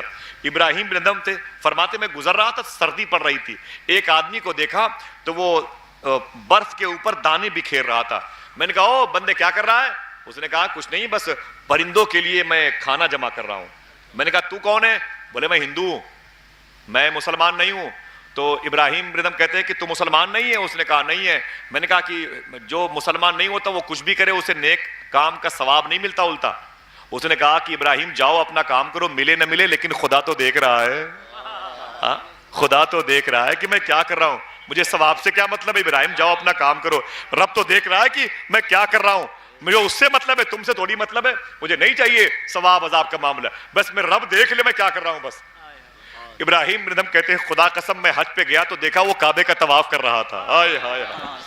میں نے اس کو پوچھا بھائی بھائی ٹھہر نا. اس نے کہا کیا بات ہے؟ میں نے کہا تو وہی ہے جو برف کی سل کے اوپر دانے بکھیر رہا تھا؟ اس نے کہا ہاں میں وہی ہوں، میں وہی ہوں. میں نے کہا تو کہتا میں ہندو ہوں، میں غیر مسلم ہوں، تجھے یہاں آنے کی توفیق؟ تو کہتا ہے دانے بکھیرا نا، میں سویا تو مجھ پر کرم ہو گیا. آپ جاگ رہے ہیں تو کرم ہو گیا تو سبحان اللہ کہہ دیں. کہتے ہیں سبحان اللہ. آواز آئی اے میرے بندے تو ادھر کیوں ہے؟ کلمہ پڑھ کے ادھر چلا. جنت کی حوریں تیرا انتظار کر رہی ہیں، میری رحمت تیرا انتظار کر رہی ہے. تیرے دل میں اگر پرندوں کی محبت ہے تو میری رحمتوں کی ہوا تیری محبت پائی جا رہی ہے. تو نے میرے پرندوں کا اتنا خیال رکھا ہے، تو نے اتنی ان سے محبت کی. دیکھ تو صحیح آسمان کے فرشتے تجھ سے کتنی محبت کرتے ہیں. سبحان اللہ. ان الدین عند اللہ الاسلام. کیا نفرت، کیا نفرت، لعنت و نفرت ہے. کیا کے لیے بھائی کیا دقت ہے؟ 50,000 کماتے، 5 روپے کی پارلے بسکٹ بھی کسی کتے کو نہیں دے سکتے. کیا خاک کماتے؟ مجھے بتائیں آپ کہاں کون سا دین لے کے چل رہے ہیں؟ آپ وہ دین لے آئے جو حضور نے دیا ہے، جو غریب نواز نے دیا ہے، ورنہ پریشانی بڑھ جائے گی. پھر سے بولے کیا ہے قرآن میں؟ ان الدین عند اللہ الاسلام. بے شک اللہ کے نزدیک سب سے بہتر دین. ہاتھوں اڑا کے بولو سب سے بہتر دین کون سا ہے؟ وہ کھلا کے کھانے میں کیا دقت ہے؟ تجھے معلوم نہیں ہے؟ میں نے لاک ڈاؤن میں یہ بات کی تھی نا، ایک بہت فقیر مزاج کا انسان تھا، درویش تھا، ایک چھپا ہوا انسان تھا، اور اس کی پوش تھی ابدال والی. ابدال کی پوش پر جو ہوتا ہے اس کی دعا سے شہر میں بارش ہوتی ہے. ٹھیک ہے سمجھ گئے نا؟ بڑا پہنچا ہوا انسان ہوتا ہے. وہ روزانہ یا دوسرے دن یا 3 دن کے بعد بیوی کے کہنے پر ایک قصاب جو گوشت بیچتے ان کی دکان پر جاتا. کہتا بھائی صاحب آدھا کلو گوشت دے دیجئے. وہ قصاب اسے آدھا کلو گوشت دیتا، وہ لے کے آتا. لیکن قصاب جو ہے اس کو ہمیشہ خراب گوشت دیتا تھا، بالکل یہ چھٹی چھٹائی خراب بوٹیاں دیتا تھا. اور جب وہ اس کی بیوی اسے دیکھتی دھلنے کے لیے نا بہت ناراض ہوتی. بولے پتہ نہیں تو کہاں سے لاتا ہے گوشت، وہ قصاب بھی تیرے پیچھے پڑ گیا ہے، کبھی اچھی بوٹی نہیں لایا جب سے میں تیرے نکاح میں آئی ہوں، پتہ نہیں کہاں سے خراب بوٹیاں تیرا وہ، ارے اور کسی دکان سے لیا کر. اس نے کہا کوئی بات نہیں، میں تو اسی پر شکر ادا کرتا ہوں اللہ کا. وہی اللہ کا ولی ایک دن قصاب کی دکان پر کھڑا تھا. اس کو ایک شخص نے پہچان لیا اور سلام کیا اور قدم کو چوما. اس نے کہا حضور آپ یہاں پر کیسے کھڑے ہیں؟ تو اس اللہ کے ولی نے کہا گوشت خریدنے آیا ہوں. کہا کوئی بات نہیں حضور. تب اس نے قصاب سے کہا, گوشت بیچنے والے سے, سنو بھائی آپ ان کو جانتے ہو؟ اس نے کہا نہیں. کہا بے وقوف آدمی ہو, تجھے نہیں معلوم یہ کون ہے؟ کہا نہیں. کہا انہی کی دعا سے شہر میں بارش ہوتی ہے. شہر کا نظام یہی سنبھالنے والا ڈپارٹ ہے, یہی ہے جن کے ذمہ کرم پہ اللہ نے اپنے شہر کو ان کے حوالے کیا ہے. اتنا سنا تو قصاب دنگ رہ گیا. اس نے کہا یار یہ وہی ہے جن کو میں روز خراب بوٹیاں دیا کرتا تھا. سمجھے؟ بس اسی دن جب پتہ چل گیا تو اس نے سارے گوشت چھانٹ کے اچھی بوٹیاں نکال کر کے اللہ کے ولی کی تھیلی میں رکھی اور کہا حضور دعا کیجئے گا. وہ ولی کا مزاج دیکھو, جب وہ گوشت کی تھیلی لے کر کے اپنے گھر آ رہا تھا تو اس کی آنکھ سے آنسو نکل رہے تھے, اس کا پیر نہیں اٹھتا تھا, بوجھل ہو گئے تھے. آہستہ آہستہ اپنے گھر پہ آیا اور چپ چاپ اپنی بیوی کو تھیلی دے کر کے مصلے پہ رو رہا تھا. بیوی نے جیسے ہی گوشت کو برتن میں ڈالا دھلنے کے لیے, جب بوٹیاں اچھی دیکھی تو کھڑی ہو گئی. اس نے کہا میرے شوہر کہاں پر ہیں, ادھر آئے. کہا کیا آواز, کیا بات ہے؟ کہا جب سے میری شادی ہوئی آج پہلی مرتبہ اتنا اچھا گوشت آیا ہے.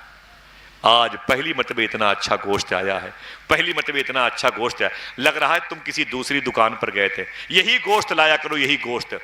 سنیں اسلام کسے کہتے ہیں؟ دیکھیں ارشد بھائی, دیکھیں جمیل بھائی, اسلام کسے کہتے ہیں؟ اتنا سنا نا, اللہ کا ولی رونے لگا. اللہ کا ولی رونے لگا اور رو کے بولا اے میری بیوی تو گوشت کی تعریف کرتی ہے اور میں گوشت بھیجنے والے رب کی تعریف کرتا ہوں. اے میری بیوی تجھے سمجھ میں آ رہا ہے؟ اس نے کہا جب گوشت اچھا ہے تو میں تعریف کر رہی ہوں, آپ رو کیوں رہے ہیں؟ اللہ کے ولی نے کہا رو اس لیے رہا ہوں, میری قسمت کی خراب بوٹیاں آج جس کے گھر میں جائیں گی اس کے بچوں کو بہت تکلیف ہو جائے گی. اللہ اللہ اللہ. اس نے کہا یہ تمہیں کس نے بتایا؟ کہا یہی مجھے مدینے والے آقا نے بتایا. ان الدین عند اللہ الاسلام, سب سے بہتر دین اسلام. ہاتھوں کو اٹھا کے بولو سب سے بہتر دین اسلام ہے. آواز آپ کی آنی چاہیے اسلام کے حوالے سے. یہ اسلام سب سے اچھا ہے تو کوئی وجہ ہوگی نا, یہی وجہ ہے. میں نے بتایا کوئی سبب ہوگا, یہی سبب ہے. سمجھ گئے؟ اگر یہ آپ سے چھوٹ گیا اسلام میں خدمت کرنے کا جو انداز ہے, اس سے آپ دور ہو گئے تو آپ جنت سے دور ہو گئے. سیدھی سی بات ہے. غوث پاک فرماتے ہیں میں نے نیکیوں کی فائل الٹ پلٹ کے دیکھی, اللہ کی بارگاہ میں مخلوق کو کھانا کھلانے سے بڑی نیکی مجھے کبھی نہیں ملی. ہاتھوں کو اٹھا کے بولو کھلا کے کھائیں گے انشاءاللہ. بولو انشاءاللہ کھلا کے کھائیں گے انشاءاللہ. کھلا کے کھائیں گے. اگر کوئی نہ ملے تو کتوں کو یار آدھی روٹی دے دیا کرو انشاءاللہ. بولو کتوں کو آدھی روٹی دے دیا کرو. اگر میں اپنی بہنوں سے گزارش کر رہا ہوں جن کے رشتے کھٹاس میں پڑ جاتے ہیں نا, ان سے اگر وہ ایک عادت ڈال لیں, فرمایا صوفی صاحب نے, وہ ایک پیکٹ پارلے بسکٹ یا تھوڑی سی نمکین سیو ٹائپ کی کوئی چیز اکٹھا منگا لیں, ایک پیکٹ پارلے یا تھوڑی سی نمکین اپنے گھر میں رکھیں. ہاں 30 جوڑے کپڑے رکھتی ہیں, 1-2 پیکٹ پارلے بسکٹ رکھیں نمکین, اور شام کو جب سونے لگیں اپنے چھت پہ, اپنے گھر کی چھت پہ اسے کنارے ڈال دیں. صبح کو 1-2 کوے آئیں گے, چڑیاں آئیں گی, اسے کھائیں گی. تو صوفی صاحب فرماتے ہیں جس گھر کے چھت پر پرندوں کو رزق مل جاتا ہے, اللہ تعالیٰ اس چھت پر اس قدر رحمتوں کی بارش کرتا ہے کہ پورے شہر کو اس کا فیض ملتا رہتا ہے. سبحان اللہ. ان الدین نعرہ تکبیر, نعرہ رسالت, مسلک اعلیٰ حضرت, بہت بڑے لوگ, علماء اہل سنت, فیضان حضور صوفی ملت. سبحان حضور سیدی شاہ سرکار صوفی افتخار صاحب قبلہ علیہ رحمہ کا نام آتا ہے زبان پر. ابھی عبدالجبار بھائی رونے لگے صوفی سلطان میاں شاہ صاحب قبلہ کو دیکھ کر کے, بولے حضور آپ کو دیکھ کر کے مجھے صوفی صاحب قبلہ یاد آ رہے ہیں. فرمایا کہ جو کام صوفی صاحب نے کیا ہے وہ کام اس دور میں کوئی پیر نہیں کر سکتا ہے. فرمایا صوفی سلطان نے جو کام صوفی افتخار صاحب نے کیا ہے وہ اس دور میں کوئی پیر نہیں کر سکتا ہے. میں نے کہا حضور کیا مطلب؟ تو کہنے لگے کہ غریبوں کی بستی میں کوئی پیر نہیں جاتا, وہ صوفی صاحب کے ذمہ تھا. یہ بولے یہ مفتی اعظم کا نگاہ ہے, مفتی اعظم کی ہے یہ جلوہ گری ہے کہ نہیں. ایک بات بتا دوں, جس نے مفتی اعظم کو دیکھا ہے پھر وہ کسی کو نہ دیکھے تب بھی چلے گا انشاءاللہ. یہی بڑی بات ہے. ذرا ان کے نام پر پھر سے بولو سبحان اللہ, زور سے بولو سبحان اللہ. بڑے لوگ تھے, بڑے لوگ ہیں, بڑے لوگ رہیں گے انشاءاللہ. ان کو دیکھنے والے جتنے لوگ یہاں پر بیٹھے ہیں, اللہ سب کے دسترخوان کو حلال رزق سے مالا مال کرے. سب سے بہتر دین, ہاتھوں کو اٹھا کے بولو سب سے بہتر دین. دین اسلام ہے. اب میں بتاتا ہوں ایک اور بات سنیں. آپ تھک گئے؟ آپ لوگ نہ سننا ہے ابھی؟ بہت بہت مزہ آئے گا انشاءاللہ. جائیں گے تو نہیں؟ جہاں جانا ہو وہاں بتا دیجیے گا, یہ سب وہیں چلے جائیں گے انشاءاللہ. آپ جیسے اچھے لوگ ہوں تو نہ یہ جائیں نہ آپ جائیں انشاءاللہ. اچھے لوگ پڑھنے والے ہیں تو سننے والے اچھے ہیں. فیصلہ تو یہ ہونا چاہیے کہ لکھت طور پر آج یہ دیکھنا ہے کون پہلے جاتا ہے یہاں سے, لیکن کون میدان چھوڑ کے بھاگتا ہے. تب احسان بھائی پتا چلے گا کون کتنے پانی میں ہے کہ نہیں. ہاں, اور میں یقین سے کہہ دوں کہ ان سے جیت پانا مشکل کام ہے. ہاں, یہ ٹھان لیں گے تو یہ کئی دن تک بیٹھے رہیں گے. ہاں بھائی, عشق عشق ہوتا ہے حضور کا. جسے حضور کا عشق راس آ جائے سبحان اللہ کہہ دو یار. جسے حضور کا عشق شوٹ کر جائے, جسے حضور کے عشق کی ہوا لگ جائے سبحان اللہ, کیسا ہوتا ہے. میرا امام کہتا ہے کہ عشق تیرے صدقے جلنے سے چھٹے سستے, جو آگ بجھا دے گی وہ آگ لگائے. سب سے بہتر دین دین سب کے ہاتھ نہیں اٹھے, زور سے بولے. سب سے بہتر دین دین اسلام ہے. دیکھیں اسلام کیا. آج لوگ جان واپی مسجد پر اٹیک کر رہے ہیں. عجیب بات ہے, اللہ کا گھر ہے یار. جو آپ کو ملا ہے طریقہ وہ آپ کریں. ہم تو دعا کریں گے اللہ تمہیں اہدنا الصراط المستقیم پہ چلنے کی توفیق عطا فرمائے. تم کہتے ہو یار یہ تو اللہ کا گھر ہے, تمہیں اس گھر سے نفرت ہے. ہاں, اور اسی گھر کے دروازے پر ہمارے بہت سارے ہندو بھائیوں کی بہن بیٹیاں مغرب کے وقت اپنے بیمار بچوں کو دم کرانے کے لیے آتی ہیں. ذرا ان سے پوچھو کہ محبت کسے کہتے ہیں. ان سے پوچھو کہ اللہ کے نام کی تاثیر کتنی ہے. ان بہنوں سے پوچھو جو ہندو بھائیوں کے گھر کی ہیں اور مغرب بعد ہر مسلمانوں کی چھوٹی سی بستی میں پہنچ جاتی ہیں, نمازیوں سے کہتی ہیں آپ دم کر دیں گے تو میرے بچے کی بیماری دور ہو جائے گی. لوگ نفرت کرتے ہیں, یہ مسجد ان کی ہے وہ ان کی ہے. یہ کوئی بات ہے یار؟ سچ بولو یار, کم سے کم زمین پر حلال کھاؤ. اسلام کسے کہتے بتا دوں؟ ایک قصبے کی مسجد بن رہی تھی مسجد, تو یہ ہوا کہ اس کا انتظام کون اپنے ذمے لے. تو ایک صاحب اچانک آ گئے, وہ دوسری بستی کہیں کے دور کے تھے, وہ آ گئے, بڑے نیک آدمی تھے. لوگوں نے کہا بستہ انہی کو دے دو, پورا حساب کتاب کا بستہ انہی کو دے دو, ہم لوگ چندہ کر کے لائیں گے اور بستہ پورا پیسہ ان کے حوالے, پورا لیکھا جوکھا یہ رکھیں گے. نور بھائی پورا لیکھا جوکھا یہ رکھیں گے. ٹھیک ہے بھائی. بڑے نیک آدمی تھے, وہ نمازیں پڑھتے تھے, تہجد پڑھتے تھے, نیک آدمی تھے سبحان اللہ. معلوم ہے کیا ہوا؟ کہتے ہیں کہ مسجد 5 سال میں بن کے تیار ہوئی. 30 سے زیادہ مزدور کام کرتے رہے. کتنے؟ زور سے بولے بھائی. 30 سے زیادہ مزدور کام کرتے رہے, بن کے تیار ہو گئی مسجد. تو لوگ بڑے خوش ہوئے, اس کا افتتاح ادگھاٹن بھی ہو گیا. لیکن عجیب بات ہے, 4-5 دن کے بعد جب لوگ فجر کی نماز پڑھنے کے لیے آئے تو کیا دیکھا؟ مسجد کے محراب کو کسی نے توڑ کر کے شہید کر دیا. کسی نے شہید کر دیا, بوال مچ گیا. ظاہر سی بات ہے, اگر مسجد پر کوئی اٹیک ہوتا ہے تو وہ ہندوؤں کے سر جاتا ہے, اور ہندوؤں کی عبادت گاہوں پر کوئی حملہ ہوتا ہے تو مسلمانوں کے سر جاتا ہے. سمجھ رہے ہیں؟ لیکن آج کچھ اور پتہ چلے گا. وہ مسجد پر حملہ ہوا اور اس کے محراب کو توڑ دیا, پلر کو توڑ دیا, ہنگامہ مچ گیا, ہندو مسلمان اختلاف ہو گیا. رائٹ, زبردست کرفیو لگ گیا, پولیس آ گئی, وہ مار پیٹ کی نوبت آ گئی, اور بہت سارے ہندو بھائیوں کے گھر اجاڑے گئے, بہت ساری دقتیں پیش آئی, ان کے بچے بڑے روئے تڑپے. معلوم ہے کیا ہوا؟ پھر چندہ کیا مسلمانوں نے, پھر وہ مسجد کو مینٹین کیا, بن کے تیار ہو گئی, اور پھر تقریباً 1 ہفتے کے بعد اسے کسی نے شہید کر دیا. اندر کے سارے سامان توڑ دیے, ساری فنیشنگ توڑ دی, ڈیکوریٹ کے سامان خراب کر دیے, اس کی تزئین کاری پہ دھبا لگا دیا, اس کی مینٹیننس کو داؤں پہ لگا دیا. پھر جب فجر کی نماز میں لوگ آئے, پھر دیکھا حالات خراب تھے, پھر ہندوؤں کا کام ہے, پھر بوال مچ گیا اچھا خاصا, پھر پولیس ایکشن میں آئی, پھر مار پیٹ, اس نے لوگوں کو مارا پیٹا, ہندو بھائیوں کو, بڑی دقت پیش آئی. بہرحال جب تیسری مرتبہ مسجد بن کے تیار ہوئی تو گاؤں کے لوگوں نے پہرے داری کی. سمجھ گئے نا بھائی؟ 8-10 لوگ چپکے سے بیٹھ کے پہرے داری کرنے لگے, پہرا دینے لگے. رات بھر وہ بیٹھے رہے, کوئی نہیں آیا. مسجد بالکل سلامت تھی. 3-4 دن پہرا دیا اور مسجد کسی نے شہید نہیں کیا. 3-4 دن کے بعد لوگوں نے کہا ایسا ہے اب چلو اپنے گھر چلیں. اب وہ جو مسجد شہید کرتا تھا وہ شاید چلا گیا ہے. جب لوگ اپنے اپنے گھر آ گئے, فجر کے ٹائم گئے تو پھر مسجد کسی نے شہید کر دیا تھا. پھر توڑ دیے اندر کے سارے سامان. پھر بڑی تکلیف ہوئی, پھر چندہ کیا گیا, چوتھی مرتبہ مسجد تعمیر ہوئی. تو یہ ہوا اس کا علاج کیا ہے؟ پریشان تھے. لوگوں نے کہا کہ رک جاؤ ابھی 5-6 دن دیکھتے ہیں. ایک آدمی بڑا ہوشیار تھا, وہ چپ چاپ, کسی سے اس نے بتایا نہیں, اکیلی ہی جا کے اینٹوں کے درمیان اپنی آنکھیں اینٹوں کے سوراخ میں ڈال کر کے رات میں, چاندنی رات میں چھپ کے بیٹھ گیا. کسی دوجے سے نہیں بتایا، کسی کو نہیں خبر ہونے دی، اور جا کے چپ چاپ بیٹھ گیا اس سوراخ سے کہ دیکھیں کہ مسجد شہید کون کرتا ہے۔ رات کے تقریباً 12 بجے وہ سمجھ رہا تھا کئی لوگ آئیں گے، ہندو آئیں گے، ان کے ہاتھ میں کدالیں ہوں گی، پھاوڑے ہوں گے، کھرپے ہوں گے، گدالا کیا کیا ہو۔ عجیب بات ہے، جب اس نے دیکھا تو رات کے 12 بجے مسجد کا دروازہ کھلا، سمجھ گیا وہ آ گئے حملہ کرنے والے، لیکن اس کی آنکھیں پھٹی کی پھٹی رہ گئیں۔ اندر داخل ہونے والا کوئی اور نہیں تھا، وہی مولوی صاحب تھے جس کے ہاتھ میں پورا لیکھا جوکھا تھا، جن کو ہم چندہ کر کے دیتے تھے، ان کے ہاتھ میں کدال تھی، پھاوڑا تھا۔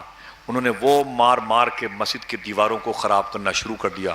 وہ کہتا ہے میری آنکھ سے آنسو نکلنے لگے، یار عجیب بات ہے، میں کیا کوئی خواب دیکھ رہا ہوں؟ یہ مولوی دن بھر چندہ کر کے مسجد بنواتا ہے، ہمارا سپورٹ کرتا ہے، یہی مسجد شہید کرتا ہے، یہ کیسے ہوا؟ وہ کہتا ہے مجھے چکر آ گیا، میں کہیں گر نہ جاؤں، پریشان ہو گیا، میں نے اپنے آپ کو سنبھالا، سنبھالنے کے بعد پھر میں نے آستین سکوڑی اور میں سیدھے مسجد میں آیا اور اس مولوی کو پکڑا میں نے، اور پکڑ کر کے میں نے اسے بڑی گالیاں باہر نکال کے دی، اسے بہت دھمکی دی۔ میں نے کہا ظالم، تجھے ہم اللہ کا ولی سمجھتے تھے، تجھے بستی والے اپنی مغفرت کا سامان سمجھتے تھے، تیرے اوپر اس قدر اعتبار کہ سارے پیسے چندے کے تجھے دے دیے، تو نے سارے پیسے لگاتے ہوئے ہمیں دکھائی دیے، لیکن یہ بتا اسے شہید تو کیوں کرتا ہے؟ یہ دیکھ کتنے ہندوؤں کے گھر اجڑ گئے، ان کے گھر کے لوگ جیل چلے گئے، پولیس یہ پیسٹی لگی ہوئی ہے، تیری وجہ سے تو یہ ساری حرکتیں کرتا، یہ بتا اس سے پہلے کس نے اس کو شہید کیا؟ اس نے کہا میں نے اس مسجد کو ہمیشہ شہید کیا ہے۔ اس نے کہا مجھ سے بتا صحیح کہ اس کی وجہ کیا ہے، تو نے مسجد کو اس قدر جو ہے بے حرمتی کی ہے، بتا مجھ سے، ورنہ صبح کو مسلمان تیری بوٹیاں الگ کریں گے، تیری ہڈیاں کتے اٹھا کے لے جائیں گے، تو عبرت کا نشان بنے گا صبح کو۔ بیٹا بہت ڈانٹا، وہ مولوی صاحب چپ چاپ تھے۔ اس نے کہا بتا تو صحیح، اسے توڑا کیوں، اسے شہید کیوں کیا مسجد کو؟ اب اس کا جواب سنو، اور پھر اس سے پہلے اپنے ہاتھوں کو اٹھا کے بولو سب سے بہتر دین ہے۔ سنو کتنی قربانیاں دینی پڑتی ہیں تب اسلام پھیلتا ہے۔ بولے بتا کیوں، تو نے کیوں اسے بار بار شہید کیا؟ وہ ہندو مذہب کا شخص کہتا ہے بات یہ ہے کہ اس مسجد کو بنوانے میں 5 سال لگے، 30 مزدور اس میں کام کرتے رہے، سب کا حساب میں کرتا رہا۔ تقریباً مسجد جب بن کے تیار ہوئی تو 5-7 دن کے بعد میں ہندوؤں کی ایک بستی سے گزر رہا تھا، ایک گاؤں سے گزر رہا تھا، اور گزرتے گزرتے جب میں پہنچا نا تو کیا دیکھا کہ وہ اپنی اس مسجد میں کام کرنے والے وہ جو ہندو مذہب کے لوگ تھے وہ باہر بیٹھے ہوئے تھے اور بڑے افسوس میں تھے۔ تو مجھے دیکھا تو کھڑے ہو گئے، بولے بابا، سلام کیا اپنے انداز میں ہندو بھائیوں نے، بولے بابا، تو رونے لگے سب۔ تو میں نے کہا ارے تم روتے کیوں ہو؟ 5 سال تو تم میرے ساتھ تھے، خوش تھے، آج روتے کیوں ہو؟ تب وہ ہندو مزدوروں نے رونا شروع کیا اور کہا بابا 5 سال تک مزدوری کرتا رہا تو ہمارے چولہے جلتے رہے، جو مزدوری لاتا رہا چولہے جلتے رہے، بچیاں بڑی خوش ہوتی تھیں، قریب میں کام مل گیا ہے، لمبا کام مل گیا ہے، اور بس اس بات پر میں بڑا خوش ہوتا تھا، میرے گھر کے بچے بڑے خوش ہوتے تھے۔ اب مسجد بن کے تیار ہو گئی ہے تو جو کمایا تھا وہ دال چاول میں خرچ ہو گیا۔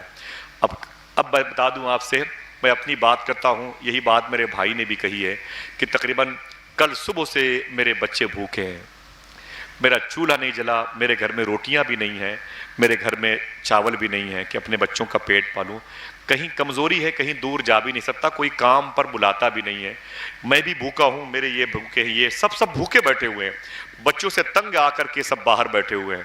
اتنا سنا تو وہ اللہ کا ولی کہتا ہے میں رونے لگا، روتے روتے میں رات میں جب مسجد میں آیا تو بہت رویا۔ میں نے کہا میرے مولا، یہ جو غریب لوگ ہیں، بھوکے ہیں، ان کے کھانے کا انتظام کر دے، ان کے کھانے کا انتظام کر دے۔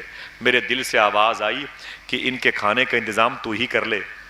پھر میں نے سوچا تنہائی میں کہ ان کے کھانے کا انتظام میں کہاں کروں گا، میں تو خود بڑا غریب آدمی ہوں، نہ مجھے زمین خریدنے کی طاقت، نہ اس پر گھر بنوانے کی طاقت، ان کے کھانے پینے کا انتظام کہاں سے کروں؟ پھر وہ کہتا میں نے سوچا کہ ان کے چولہے کب جلے؟ جب یہ مسجد بن رہی تھی، تو میں نے سوچا کہ کسی نہ کسی بہانے سے مسجد میں کچھ کام نکالوں، کسی نہ کسی بہانے سے مسجد میں کچھ کام نکالوں۔ میں اسی پھاوڑا کدال لے کر کے آتا تھا اور محراب کو شہید کر دیتا تھا، اور شہید کرنے کے بعد روتا بہت تھا، اور جب صبح لوگ کہتے تھے کہ بلاؤ مزدوروں کو، میں دوڑ کر کے انہی کو بلایا کرتا تھا۔ انہی ہندو بھائیوں کو بلاتا تھا, آ جاؤ تمہارے کھانے کا انتظام ہو گیا ہے, آئے ہائے, آ جاؤ تمہارے بچوں کی مسکراہٹ کا انتظام ہو گیا ہے, آ جاؤ تمہارے بجھتے ہوئے چولہوں کے جلنے کا وقت آ گیا ہے, آ جاؤ تمہارے گھر سے بھی کھانے کی آواز آئے گی, تیرے بچے اللہ کے ہوتے ہوئے بھوکے نہیں مریں گے, اللہ کے نیک بندوں کے ہوتے ہوئے. میں دوڑ دوڑ کے انہیں بلاتا رہا, یہ کام کرتے رہے, یہ کام کرتے رہے, ان کے بچوں کا پیٹ پلتا رہا. اتنا سنا تو اس نے اس کا گریبان چھوڑ دیا, اور چھوڑ کر کے جب صبح کو لوگوں کو جمع کیا, آپ یقین کریں جب پولیس والوں کی موجودگی میں اور پورے علاقے کے ہندو اور مسلمانوں کی موجودگی میں یہ اعلان کیا گیا کہ مسجد کو شہید کرنے والا پکڑا گیا ہے, لوگ سمجھے چلو دو تماچے ہم بھی ماریں گے, 2 لاٹھیاں ہم ماریں گے, ہم بھی اس کے چہرے پر تھوکیں گے. لیکن جب وہ کھڑے ہو کر کے اس نے داستان غم بتائی ہے تو سننے والوں کی آنکھیں نمناک ہوئی ہیں, اور نمناک کے ساتھ ساتھ وہ جتنے لوگ بیٹھے ہوئے تھے یہ سوچ کر کے کھڑے ہو کے کلمہ پڑھ کے اسلام قبول کر لیا تھا. یا جس مذہب کے لوگ غیروں کا اتنا خیال رکھتے ہیں, اس مذہب میں اپنوں کا کتنا خیال رکھا جاتا ہوگا. سبحان اللہ. ان الدین عند اللہ الاسلام. ہاتھوں کو اٹھا کے بولو, بے شک اللہ کے نزدیک سب سے بہتر دین اسلام ہے. دین اسلام ہے. زور سے بولو, سب سے بہتر دین اسلام. آواز زور سے آنا چاہیے, سب سے بہتر دین. اب درمیان سے کوئی ایک نعرہ لگائے, ایک نعرہ کوئی لگائے درمیان سے. نعرہ کس نے لگایا تھا اس سے پہلے؟ اسلم بھائی آپ لگائیں. ماشاءاللہ, لگائیں یا لگوائیں؟ ماشاءاللہ. اللہ اکبر. ہاتھوں کو اٹھا کے جواب دیجئے. ماشاءاللہ. یا رسول اللہ, یا رسول اللہ, یا رسول اللہ. زندہ آباد, زندہ آباد, زندہ آباد, سبحان اللہ. زندہ آباد, زندہ آباد, زندہ آباد. اللہ اکبر. یا رسول اللہ. بہت بہت شکریہ آپ کا, بہت بہت شکریہ. دعا کریں اللہ ہم سب کو دین کے سمجھنے کی توفیق عطا فرمائے, علماء کرام کے قدم میں برکتیں عطا فرمائے.